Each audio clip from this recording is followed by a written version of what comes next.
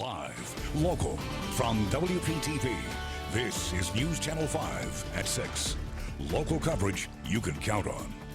Rain and storms moving across the area tonight. Drivers dealing with flooded roads like this one in Tequesta. Yep, Storm Team 5 Chief Meteorologist Steve Weigel joining us now with what we can expect later this evening, Steve. Well, looking a lot better than it was earlier. Lots of clouds around, and the sky isn't going to clear tonight. In fact, the clouds and the showers and the storms stick around through tomorrow. Flood watch in effect for all the viewing area through Thursday evening.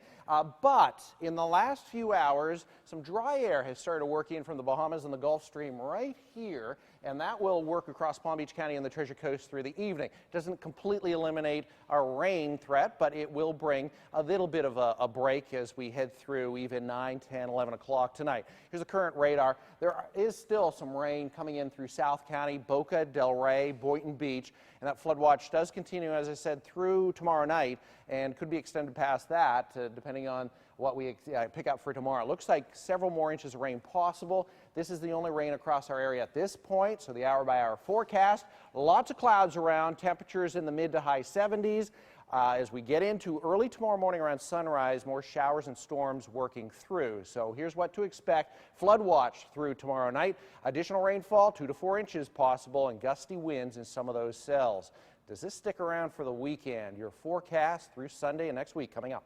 And Steve, the rain just pounded many areas on the Treasure Coast today, making it a slow and treacherous commute for many drivers. News Channel 5's Megan McRoberts is live in Hutchinson Island with more on the conditions tonight. Megan.